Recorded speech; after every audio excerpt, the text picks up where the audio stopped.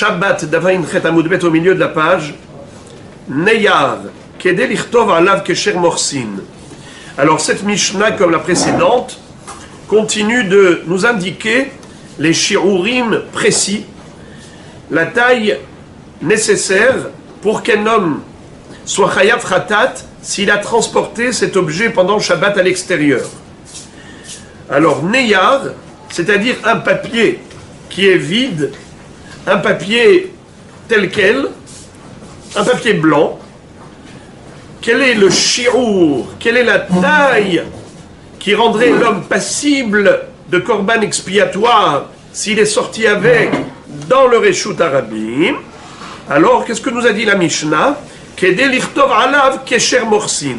Qu'est-ce que ça veut dire kesher morsin? Eh bien, ce sont les percepteurs. Le moches, c'est le douanier qui se trouve à la frontière, et lorsque les gens passent avec la marchandise, ils doivent payer une taxe. Le percepteur, en effet, va lui écrire un reçu. Ce reçu s'appelle Kesher Morsin. Le douanier lui écrit sur un papier une signature, il écrit 2 grandes lettres, et ces 2 grandes lettres, c'est comme la signature du percepteur. C'était un code passe-partout. Grâce à cela, maintenant, il a le reçu comme quoi il n'est plus imposable. Il a payé sa taxe. Très bien. Donc un papier blanc, à quoi il sert? Il sert à écrire dessus. Mais quelle est la taille minimale pour dire que c'est un papier suffisamment important que quand il a fait sortir dehors, c'est pas juste une petite bricole de rien du tout. C'est vraiment quelque chose qui peut servir. À quoi ça peut servir? Ça peut servir au Kesher Morsin, au percepteur pour écrire 2 lettres. Lui, par exemple, il va passer pendant la semaine, il va traverser le pont, il va traverser la frontière. Le douanier va lui dire, c'est bon, tu as payé ta taxe. Il lui dit, oui, mais moi j'ai besoin d'un reçu. Il lui dit, tiens un papier où je t'écris. Il lui dit, oui, j'ai un papier, tenez. Il lui écrit 2 lettres. Donc, à quoi il sert le papier? Il peut servir à cela. Donc, même si le papier, il est d'une taille aussi petite, celui qui le transporterait pendant Shabbat à l'extérieur, il va faire sortir Mirshut Yahid et Mirshut Arabim, ça s'appelle une Hotsa'a Hashuva. Et donc, il est Hayav Hatat. Maintenant, la Gemara va poser la question suivante. D'abord, elle nous dit Tana, Kama, Kesher Morsin, Shteotiot. Première baraïta nous dit que quelle est la signature du Moches? Ça veut dire combien de lettres il écrit? Shteotiot. 2 grandes otiot, 2 grandes lettres grossières. Urminhu.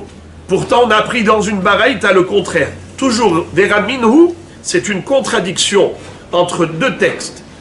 On a trouvé une baraïta qui dit Hamotzi Neyav Halak, Im Yesh Bo Kedelirtov Shteotiot Hayav Ve'im Lav Patour. Dans cette baraïta, on nous dit à peu près la même chose, sauf que on nous dit même Shteotiot.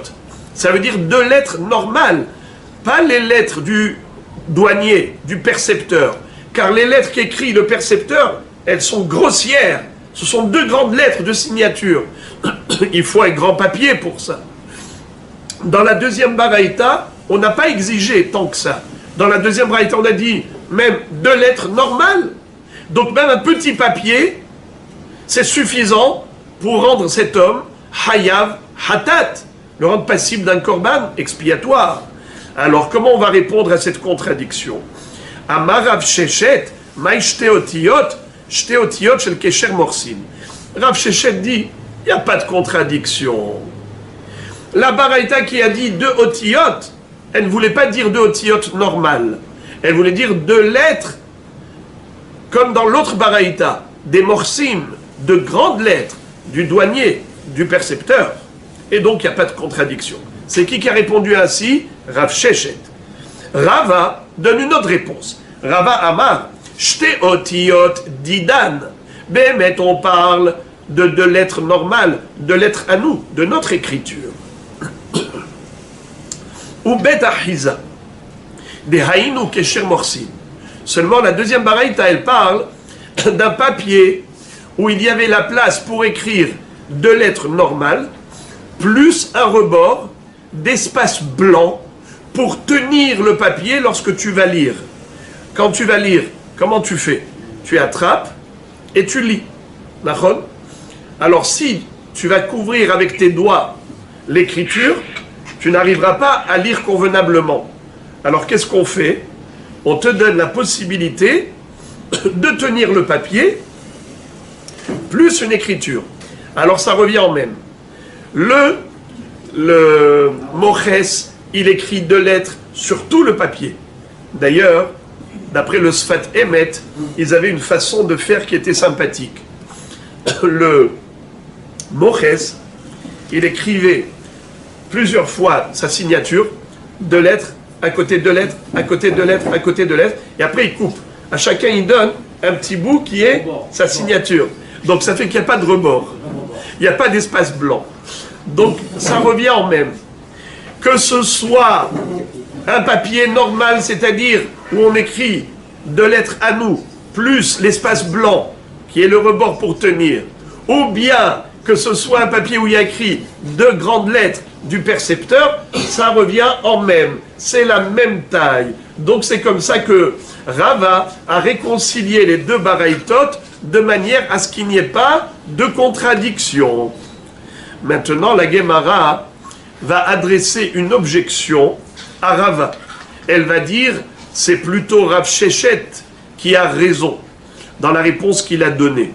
Car la réponse de Rava va rester en question, en kushya. On va avoir une question à laquelle on n'aura pas de réponse. Voici la question. Métivé.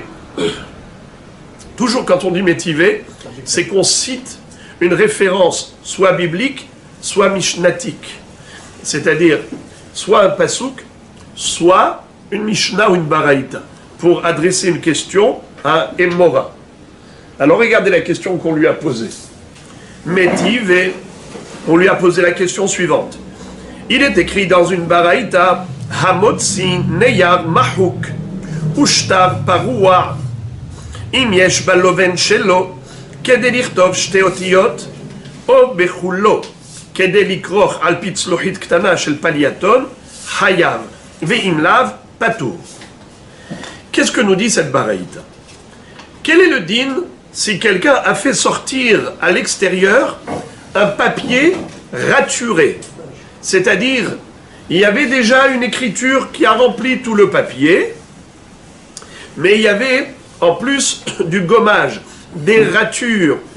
On a barré. Ça fait que ce papier, il ne sert plus à rien. Ou bien, par exemple, autre cas, similaire, shtar parua. C'est quoi shtar parua? C'est un acte de prêt. Un acte de prêt, c'est un shtar halva'a. Le créancier, quand il prête de l'argent, il veut absolument avoir une preuve du prêt, de cette créance, pour se faire rembourser un jour. Alors, lorsqu'il l'écrit, moi, Réhouven, j'ai prêté à Shimon de l'argent. Une fois qu'il s'est fait rembourser, ce papier ne sert plus à rien. Avant, il servait de preuve. Une fois que, ça y est, il a encaissé le remboursement, ça ne sert plus à rien. Alors, quel est le din si quelqu'un a transporté un tel papier dans la rue pendant le Shabbat? Soit un papier raturé, où il y avait été mahouk. N'importe quelle taille, s'en parle. Ah? N'importe quelle taille. Nachon. Alors, non, attendez, on va y arriver. Donc, il était gommé, barré, ou bien un shtar paroua qui ne sert plus à rien, un acte de prêt qui a déjà été remboursé, il a fait sortir dehors. Quel est le din? Hayav ou patour? La Mishnah nous dit ça dépend. Si, par exemple, je vais commencer par le deuxième cas de la braïta, c'est plus facile. Si la taille de ce papier est suffisamment grande pour pouvoir servir de bouchon, pour recouvrir un flacon de parfum, à l'époque, les bouchons n'étaient pas comme aujourd'hui aussi fréquents. Tu prends un bouchon, tchic-tchac, voilà, pac, pac, tu as un bouchon. À l'époque, il fallait fabriquer son propre bouchon. On prenait du carton ou du papier, on mettait dessus, on mettait une ficelle autour, voilà, on a bouché. On a un flacon avec du parfum dedans. Avec quoi on va le recouvrir? Avec un papier qui ne nous sert plus à rien. Par exemple, un shtar paroua, un acte de prêt qui a déjà été remboursé, eh bien ça va servir à ça. Ou bien par exemple, un papier qui est déjà écrit, et mahouk, déjà barré, effacé, à quoi il sert? À rien. Alors à quoi il va me servir? Comme bouchon. Alors s'il y a une taille suffisante pour recouvrir ce qu'on appelle tzlohit shel paliaton, un flacon de parfum, alors ça s'appelle un papier suffisamment important pour être hayav hatat si on l'a sorti pendant Shabbat. Ou bien, si le papier était plus petit que cela, s'il reste de l'espace blanc, c'était pas tout plein d'écriture et barré, c'était pas plein d'écriture, il restait encore un peu de blanc. De quoi écrire 2 otiyot, 2 lettres, alors ça s'appelle suffisamment hashuv pour dire que c'est un neyar comme un neyar qui est vide. Quel est le din d'un neyar qui est vide? On a dit que si on peut écrire 2 lettres, alors il est hayav, s'il a transporté. Là aussi, il peut écrire 2 lettres. Dans tout le contour, c'est écrit, mais il y a un espace blanc. Alors la Gemara dit comme ça. D'après Rav Sheshet, je peux dire que la Baraïta, elle parle d'un espace blanc qui est suffisant pour écrire 2 grandes lettres du percepteur. Et c'est de cela qu'on parle. C'est pour ça qu'il est hayav. Mais d'après Rava qui a dit que c'est 2 lettres à nous, plus de quoi tenir. Alors, quand est-ce qu'on dit plus de quoi tenir? C'est lorsqu'il s'agit de quoi? D'un papier qui est entièrement blanc.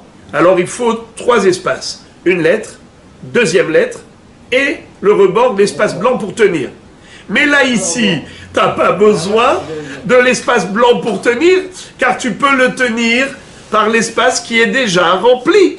Alors dans ce cas-là, ici tu me dis j'étais otiyot normal, mais tu n'as pas besoin.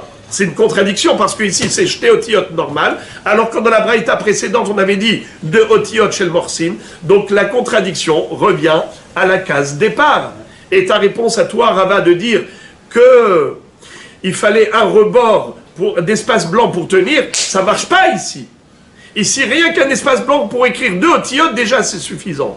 Donc d'après Rav Sheshet, c'est bon, c'est 2 otiyot de percepteur. Mais d'après toi qui as dit que c'est 2 otiyot normales de notre écriture, comment ça marche? Kashia. La Gemara dit, on n'a pas de réponse. Entre parenthèses, les Mefarshim disent que quand la Braïta dit Kashia, ça ne veut pas dire Tioufta. Il y a 2 façons de dire. Tioufta, c'est on a réfuté quelqu'un. Kashia, c'est qu'on a laissé une question en suspens, mais ce n'est pas une question à laquelle on ne peut pas répondre. Il faut juste faire travailler la tête pour trouver la réponse. Et la Gemara, elle nous dit, allez, débrouillez-vous. Essayez de réfléchir. Il y a un livre qui s'appelle Kashiot Meyoshev. Il y a un grand rave qui a fait ce travail de prendre toutes les kashias de la Gemara, de tout le chasse, là où il y a écrit Kashia, il essaye de répondre. Donc, d'ailleurs, ce qui explique que c'est ça, Teko. Quand on dit dans la Gemara Teko, c'est quoi Teko? C'est les initiales de Tishbi, Yetaretz, Kushiot ou Bayot. Eliyahu Navi, Eliyahu Tishbi va répondre à toutes les Kushiot et à toutes les Bayot, c'est-à-dire tous les Safek, tous les doutes qui sont restés en suspens. Donc, il y a une réponse à tout de même. Toujours à propos du même sujet. Tanu Rabanan, Hamotzi Kesher Morsin, Ad Shelo Her'au Lamoches, Hayav, Mi Sheher'au Lamoches, Patour. Rabbi Yehuda Omer, Af Mi Sheher'au Lamoches, Hayav, Mi Pene, Shetzarich Lo. Alors maintenant, la Gemara nous cite une baraïta qui va nous parler d'après. Dans la braïta précédente, on a parlé d'avant. Et maintenant, on va parler d'après. De quoi je parle? Un papier blanc. Meyar halak. On a dit que quelqu'un qui était motzi oto birshut arabim, qu'il a fait sortir pendant le Shabbat, il est hayav hatat. À quoi il sert ce papier? Il sert à écrire 2 lettres de signature d'attestation du percepteur. Ça, c'est avant d'écrire dessus. On dit le papier blanc, à quoi il va servir? À écrire dessus l'attestation. Mais une fois que c'est déjà fait, Gabarnou, il a traversé la frontière, Avar et Agvoul, et il a payé la taxe, Shilem et Ammeches. Le Moches, qu'est-ce qu'il lui a donné? Le petit papier attesté avec la signature. Very good, de Otio. Maintenant, lui, il est parti, il est rentré chez lui. C'est-à-dire, maintenant, pendant le Shabbat, il prend ce papier et il sort avec dehors. Est-ce qu'il est chayav khatat, oui ou non? Mahloket. D'après Tanakama, non. D'après Rabbi Yehuda, oui. Pourquoi? Parce qu'on a déjà appris dans la Mishnah le principe que tout objet que tu fais sortir pendant Shabbat, on est hayav que si cet objet, il a une hashivut, il a une importance. Mais s'il n'a aucune espèce d'importance, soit au niveau quantité, soit au niveau qualité, aucune espèce d'importance, il n'y a pas de hiyuv hatat.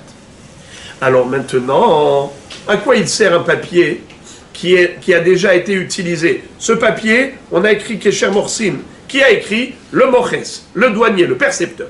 Maintenant, ce monsieur, il est rentré chez lui. À quoi il sert ce papier? À jeter à la poubelle. S'il est grand, il peut servir à recouvrir, on a dit, des flacons de parfum. Tzlohit shel paliaton. Mais s'il est petit, donc il ne peut pas servir de bouchon. Donc à quoi il sert? À rien, à la poubelle. C'est pour ça que Tanakama va dire patour. Si pendant le Shabbat il a fait sortir dehors, patour. Rabbi Yehuda dit hayav. Pourquoi? Mi pene shehu tzarich. Comment il a dit? Af misher aoula moches hayav mne shetzarich lo. Parce qu'il en a besoin. Qu'est-ce que ça veut dire qu'il en a besoin?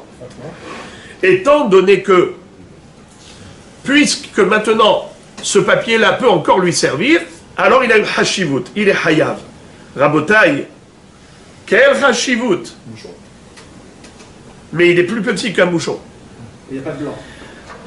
Alors, la Gemara demande, Maïbinayu, c'est quoi la mahloket, c'est quoi la raison de cette discussion? Pourquoi Rabbi Yehuda dit que oui, ça peut lui servir? Réponse. La Gemara donc demande quel est le sens de leur discussion. Abaye explique. Amar Abaye ikabenai hureite morsa. Qu'est-ce que ça veut dire? Les relanceurs, ceux qui sont des gens qui viennent relancer pour réclamer les taxes et les impôts. Nachon, ça s'appelle ceux qui te courent après, qui te poursuivent. Rahite morsa.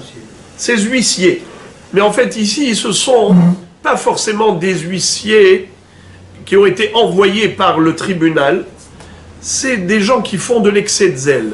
Des petits policiers, des petits huissiers qui essayent de faire de l'excès de zèle. Toi, tu n'as pas payé ta taxe, hein? Toi, tu n'as pas payé tes impôts, hein? Waouh, ils viennent chercher la petite bête. Par rapport à ces gens, on a besoin de garder les reçus. Si tu veux être tranquille, eh bien c'est cela de quoi on parle. Rabbi Yehuda dit, on a besoin encore de garder le reçu, la Kabbalah, Kesher shel Morsin, pour montrer au Rahite Morsa, c'est-à-dire ces percepteurs de relance. Alors cela, par rapport à leur embêtement, qu'est-ce qu'on va faire? On va leur montrer. Comment il s'appelle? Tanakama va dire non, non, non, non. Un homme, il ne va pas garder indéfiniment tous les reçus des taxes qu'il a payées par rapport à cela. Pourquoi? Si un jour, il a affaire à un Raïté Morsa, il va lui dire, bien sûr que j'ai payé. L'autre, il va lui dire, montre-moi la preuve. Il va dire, viens, viens, viens avec moi. Viens, on va aller voir. Le chef. On va aller voir le chef du fisc.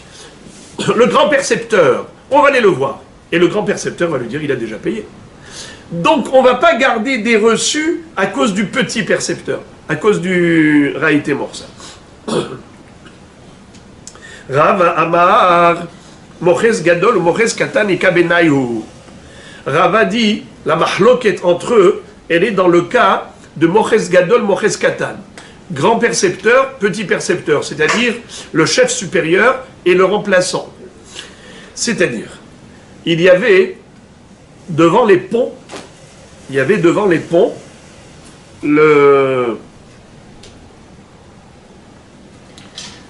un homme qui était là,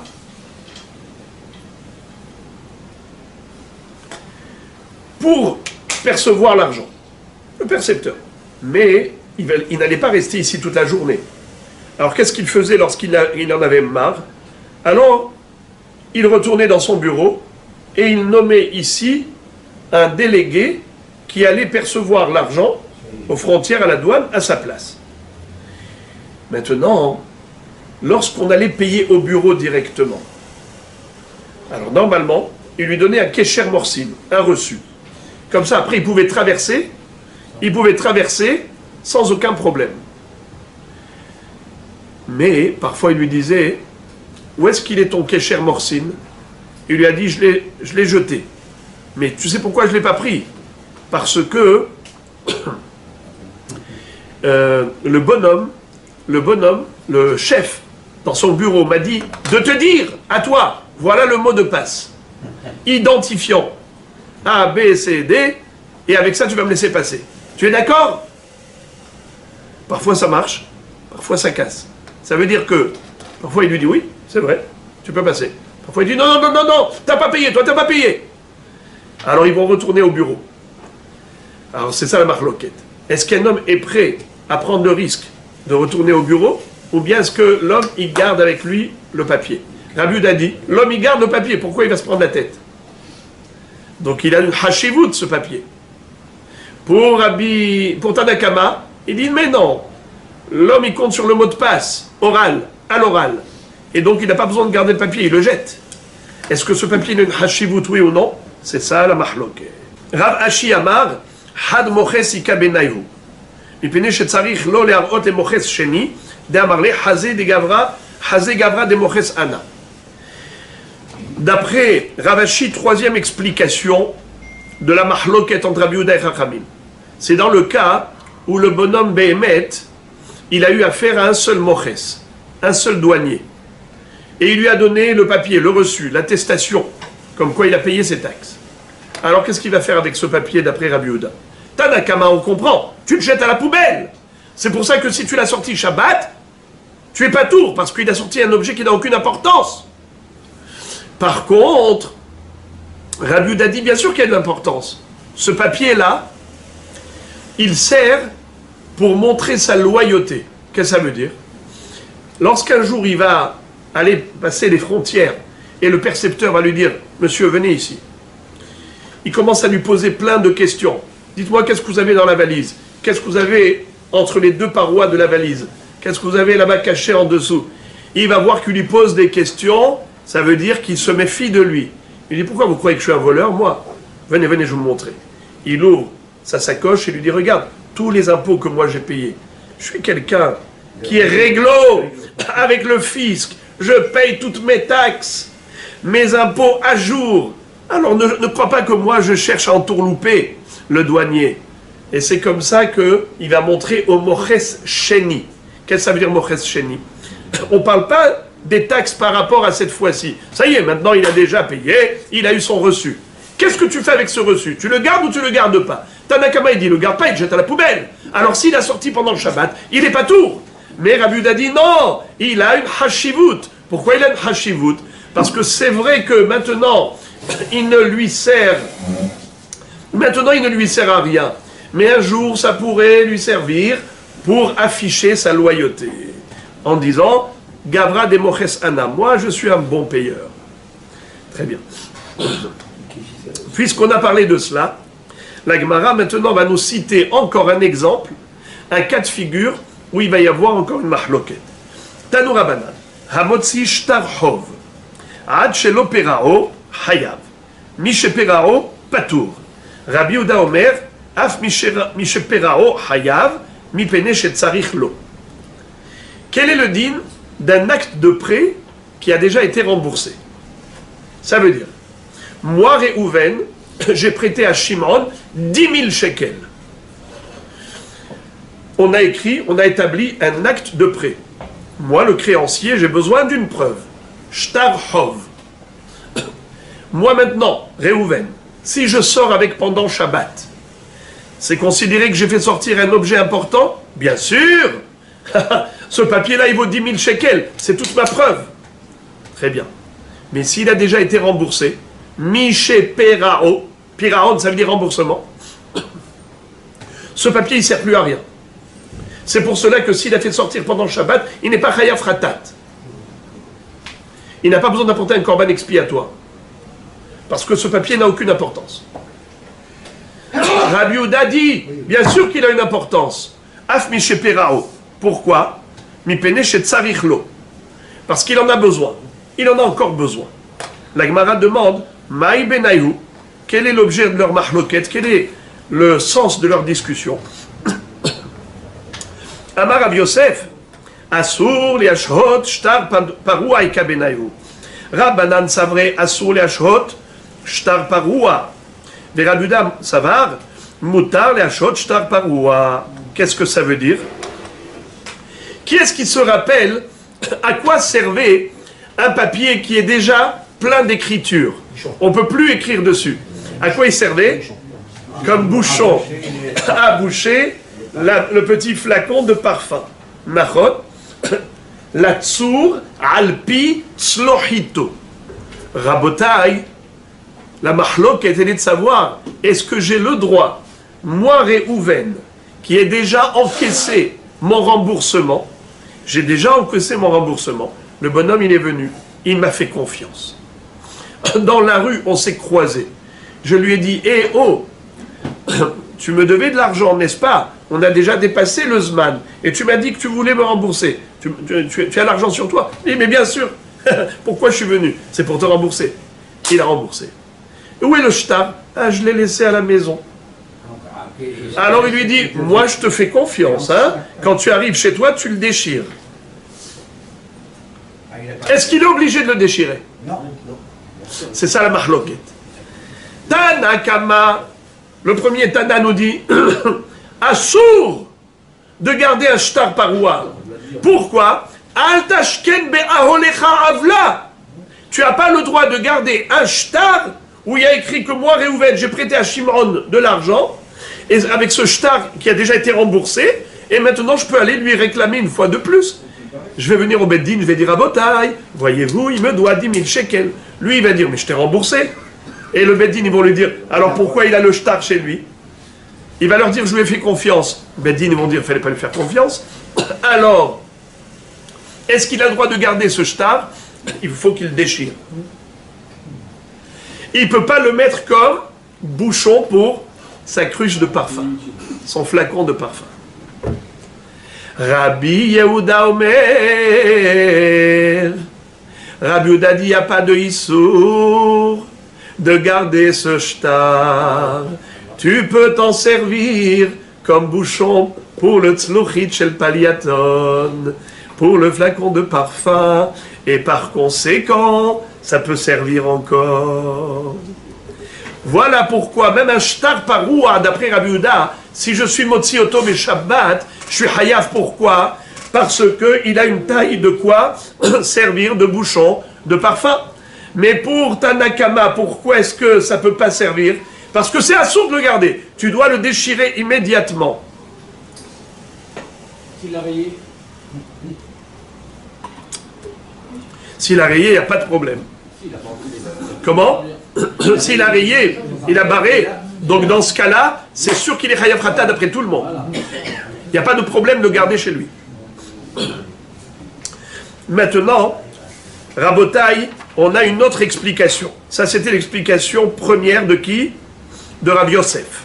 Abaye donne une deuxième explication. Et il dit, dès que les alma assour et ashhot shtar paroua ve'acha bemode bishtar shektavo shetzarich lekaimo kamefalge. Tana kama savar mode bishtar shektavo tzarich lekaimo. Rabbi Yehuda Savar, Modé Bishtar Shektavo, En Tsarich Lekaimo. Qu'est-ce que ça veut dire? Ici, on parle d'un cas de figure précis. Rabotaï, imaginons, moi, Réhouven, je réclame à Shimon de l'argent. Et je lui dis, voilà le shtar. Je t'ai prêté 10 000 shekels. Tu me rembourses? Shimon me dit, shtar mezouyafu. Ce shtar, cet acte de prêt, il est falsifié. Menteur, voleur. Tu as pris un papier, tu as écrit dessus 10 000 shekels, et tu as pris 2 témoins. C'est-à-dire, tu as même pas pris de témoins, toi-même tu as falsifié la signature de 2 personnes, et comme ça tu viens me réclamer de l'argent. D'accord? Est-ce que ça marche? Oui, ça marche. Vous savez, Rabotaï, pour réclamer de l'argent avec un shtar, il faut faire kiyum ashtar. C'est quoi kiyum ashtar? Validation de l'acte de prêt par le tribunal qui peuvent certifier que ces 2 signatures sont vraies, sont véridiques. Et comment on fait? Eh bien, on va chercher, par exemple, les signataires. On leur dit, c'est votre signature. S'ils approuvent, eh bien, c'est bon, certifié. Ou bien, par exemple, 2 autres personnes viennent et ils disent, mais nous, on reconnaît ces signatures. Est-ce que c'est validé? Certifié conforme. 3e possibilité, c'est de faire la hashva'a des shtarot. On prend un 2e shtar, où il y a des signatures les mêmes, et qui étaient déjà validées par le Beddin, et on voit que c'est exactement les mêmes signatures. Alors, en effet, ça peut être certifié également de cette manière. Il y a 3 façons de faire ce qu'on appelle kiyum ashtar. Mais maintenant, le cas dont on parle maintenant, c'est modé bishtar chez Katvo. Qu'est-ce que ça veut dire? Shimon, l'emprunteur, dit à Réhouven, le prêteur, le créancier, il lui dit, Behemet, c'est vrai que tu m'as prêté 10 000 shekels. Et c'est vrai qu'il y avait des témoins qui ont signé. Nachon, je reconnais. Aval, parati lecha. Parati.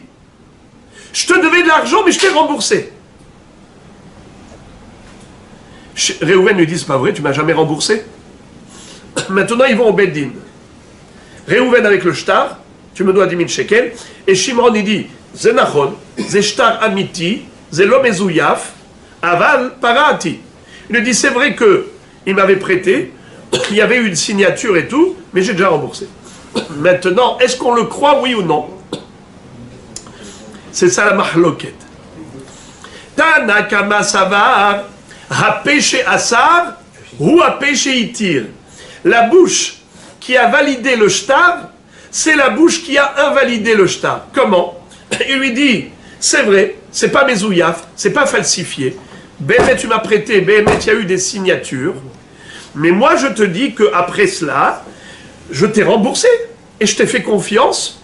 Je t'ai dit, déchire le shtar. Tu as malin, toi, tu n'as pas déchiré le shtar. Mais moi, je t'ai remboursé. Tanakama, il dit, c'est vrai, à péché à ça ou à péché itir. Rabbi Yehuda dit non, modé bishtar chez Kadvo, en tsarich le kaimo.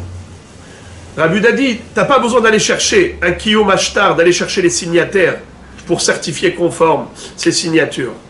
Le fait que lui, l'emprunteur, il t'a dit que c'est des vrais signataires, et les signatures, elles étaient véridiques, Gaba Arnaud, maintenant que lui, il a donné de la force au shtar, c'est comme s'il y avait 2 édim qui étaient là pour témoigner que Réhouven a prêté de l'argent à Shimon. Si on a 2 édim qui ont dit Réhouven a prêté de l'argent à Shimon, est-ce qu'après Shimon peut dire mais j'ai remboursé? Ça veut dire qu'on a ici un shtar qui dit tu lui dois de l'argent. Shimon, tu dois de l'argent, 10 000 shekels à Réhouven. Qu'est-ce qu'il dit? Comment il s'appelle? Shimon, oui, mais j'ai déjà remboursé. Mais il y a deux signatures qui disent que tu n'as pas remboursé.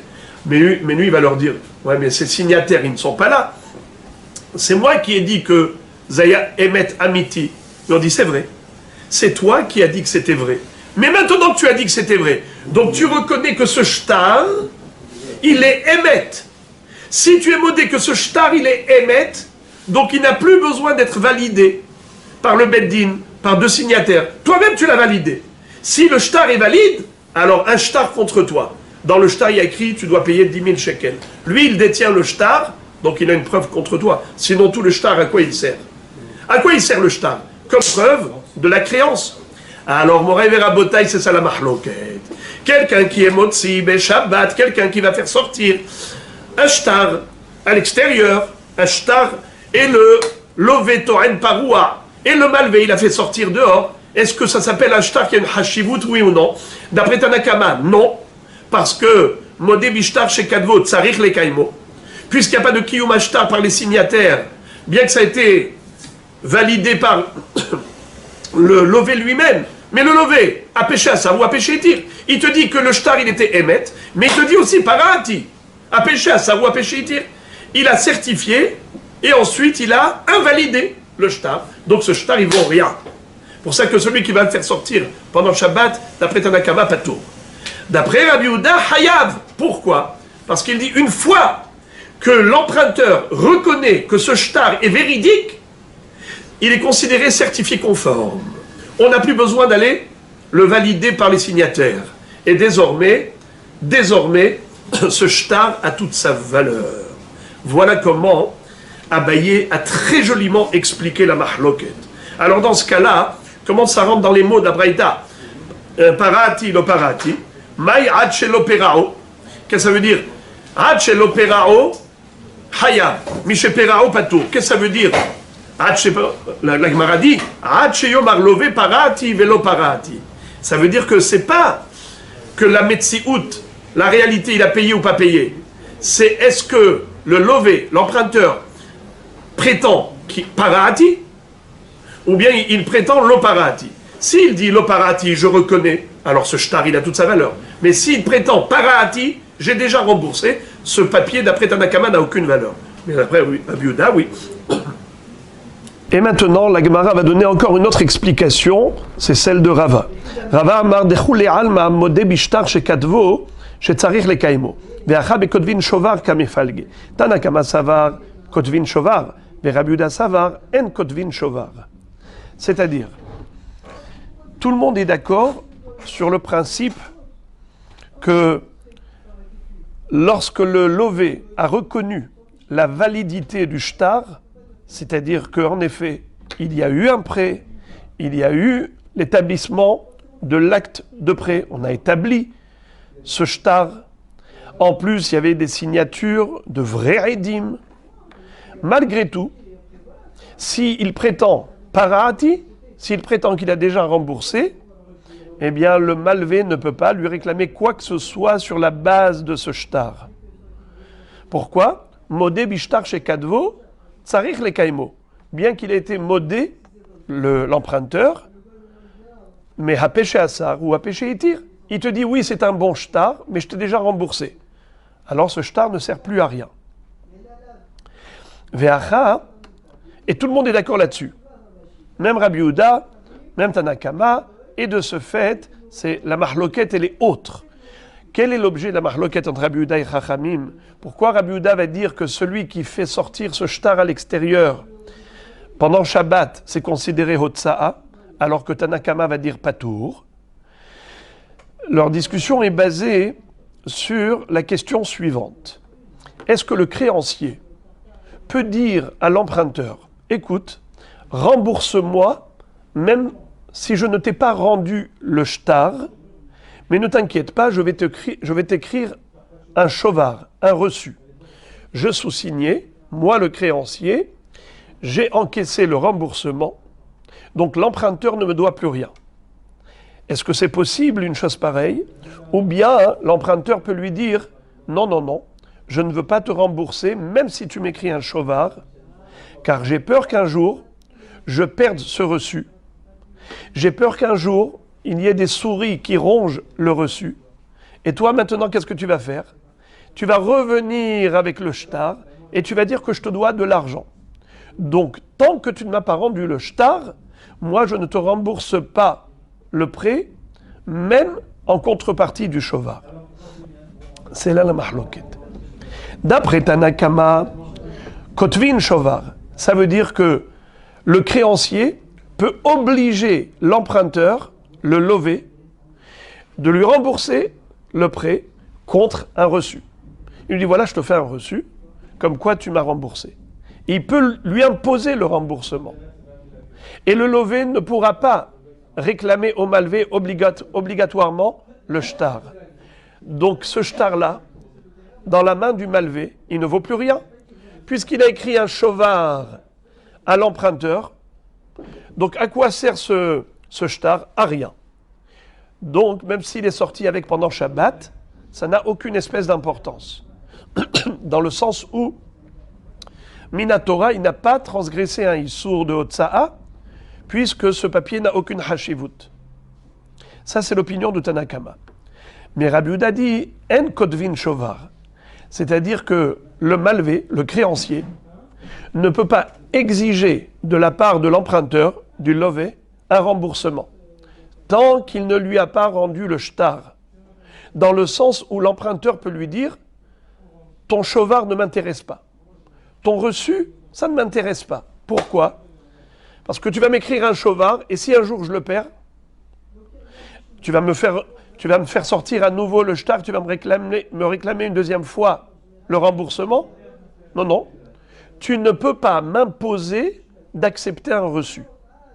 Et puisque le malvé ne peut pas obliger le lové de lui rembourser contre un shovar, la seule possibilité pour le malvé d'exiger un remboursement, c'est contre la restitution du shtar, de l'acte de prêt. Donc cet acte de prêt, il a toute son importance aux yeux du créancier. Car sans ce shtar, il ne pourra pas réclamer son remboursement. Il ne pourra pas proposer à l'emprunteur, voilà, je vais te faire un reçu, je vais t'écrire un shovar, et donc rembourse-moi. L'autre peut lui dire non, je ne suis pas d'accord, je ne te rembourse pas tant que tu ne m'as pas rendu le shtar. Puisque d'après Rabbi Yehuda, En Kotvin Shovar, ça veut dire le créancier ne peut pas imposer un shovar à l'emprunteur.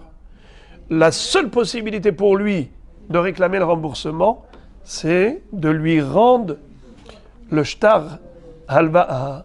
C'est la raison pour laquelle, d'après Rabbi Yehuda, si le créancier est sorti pendant Shabbat avec ce shtar dans la rue, c'est un shtar qui est hashuv et il est hayaf hatat. Enfin, dernière explication, c'est celle de Rav Ashi. Rav Ashi va dire Mi pene shetzarich lo lehar oto le baal chov sheni de amar le haze gavra de para ana. Rav Ashi nous dit que bichlal, la mahloket entre Rabbi Yehuda et Chachamim à propos de Yotse Amotzi Shtar Paroi Beshabbat, ça ne parle pas du tout du créancier. C'est pas le malvé qui est sorti avec le shtar dans la rue, c'est le lové. Après que le lové est remboursé et que le malvé lui a rendu l'acte de prêt, l'acte de créance, eh bien, à ce moment-là, le lové, c'est lui qui a oublié que c'était Shabbat et il est sorti dans la rue avec ce shtar. Est-ce qu'il est chayav khatat, oui ou non? Tanakama dit non. Rabbi Yehuda dit oui. Quel est l'objet de leur discussion? D'après Tanakama, cet objet-là, il ne sert plus à rien. Ce papier n'a aucune espèce d'importance. Le lové n'en a rien à faire. Et donc, s'il est sorti avec pendant Shabbat, il est sorti avec un objet qui n'a pas de hashivut. Entre parenthèses, on peut poser la question, mais pourquoi tu dis qu'il n'a pas d'importance, mais il peut recouvrir le flacon de parfum avec? Réponse, le lové n'est pas fou de laisser en existence un shtar comme quoi il doit 10 000 shekels à l'autre. Car si jamais il perd ce papier et que l'autre le retrouve, eh bien il va lui réclamer à nouveau de l'argent. De ce fait, le lové, dès qu'il le pourra, il va déchirer ce shtar. Et là, il s'agit du cas où il ne l'a pas encore déchiré. Et il est sorti avec pendant Shabbat. Là, Tanakama va dire, il est sorti avec un papier qui n'a aucune espèce d'importance. Il est pas tour. Mais d'après Rabbi Yehuda, ce papier a encore de l'importance. Pourquoi? Car le lové peut garder ce shtar dans quel but? C'est qu'un jour, s'il va avoir besoin d'emprunter à nouveau, il va trouver quelqu'un qui est riche, il va lui dire, s'il vous plaît, pourriez-vous me prêter de l'argent? Ce riche va lui dire, mais qui dit que tu es un homme qui rembourse ses prêts? Peut-être que tu ne rembourses pas tes prêts. Il va lui montrer, regarde, tu vois ce shtar? Qu'est-ce qu'il y a écrit dessus? Qu'un tel m'a prêté de l'argent. Pourquoi ce shtar il est dans ma main? Parce que je lui ai déjà remboursé. Je suis un bon payeur. Donc tu peux me prêter de l'argent en toute confiance. C'est la raison pour laquelle il a un intérêt à garder ce prêt, le lové. C'est pour ça que Rabbi Yehuda va dire, si le lové est sorti pendant Shabbat avec le shtar qu'il a reçu en contrepartie du remboursement, il est chayav ratat, car il a une importance, c'est de montrer à un éventuel nouveau créancier. Voilà donc.